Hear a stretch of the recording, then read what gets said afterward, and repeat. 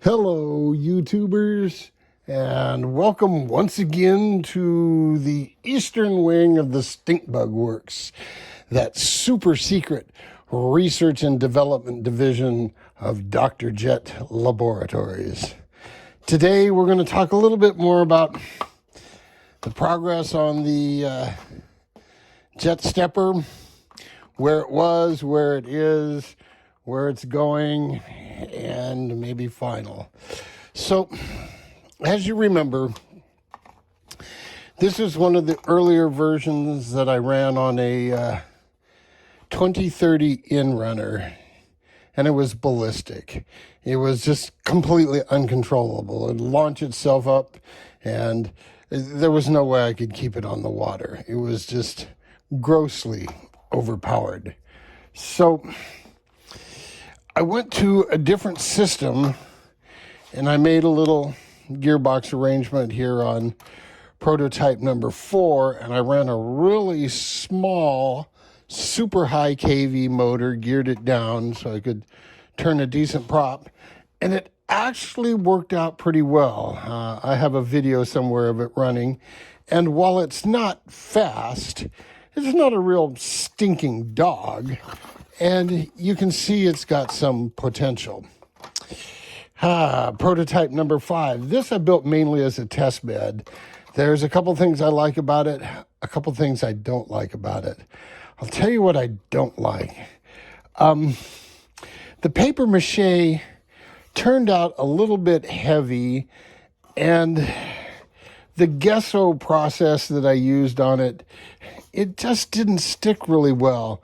You know, there's spots here where I think water can get up underneath here, and after a while I expect to see this delaminating, and I'll have to put more juice in there and try to seal it, and it's just going to be a headache.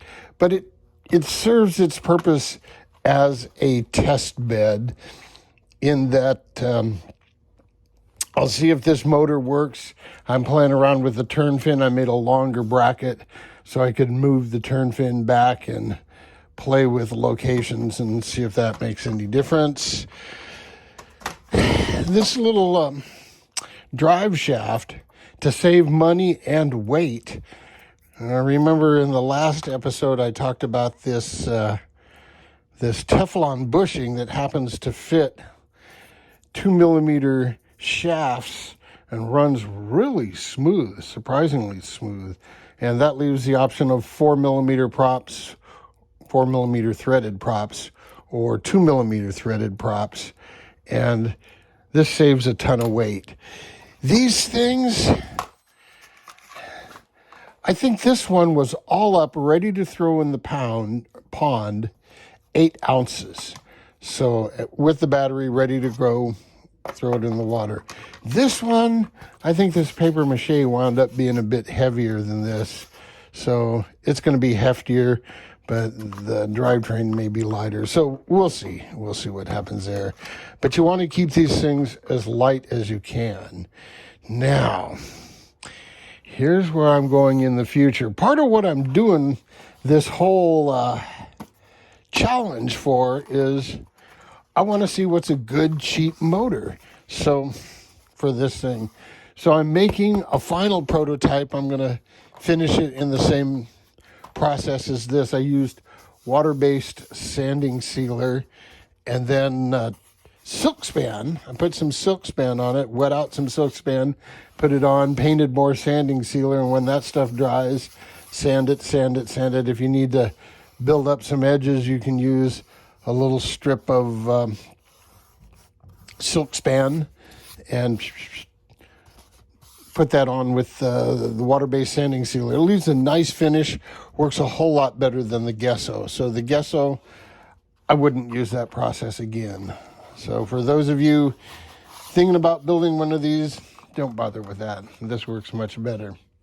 So that's kind of where I am. I have yet another haul here. I haven't bonded the ride surface on. It's just going to sit over here, and we'll see what happens with these prototypes.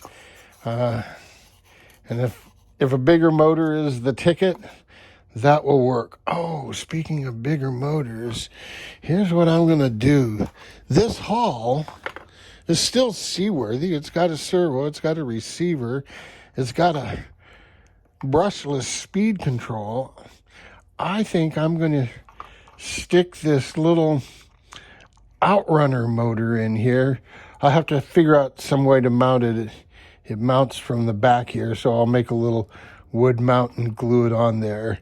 But I may be able to use, this is a 1/8" shaft. I may be able to use a drive similar to this, where I use a piece of tubing. This has some threads over it, so I may be able to slide a piece of tubing over that whole thing, and we'll see what happens here at this end. So that may get a new motor in there to see what happens. Depending on how this goes, if this is an absolute dog with this thing and can't get out of its way, I'll just pop this out and then put this speed control and this motor in there and use this again as a test bed. So there's my options. And so we'll see what works here. You guys keep working on finding a motor that works for this thing. It's got to be out there. This could be a winner here. I don't know what the KV is on this.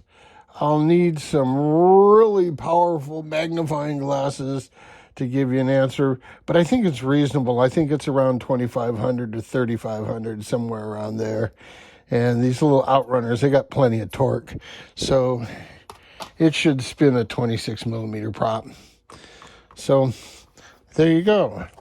Okay, boys and girls, until next time, jet out.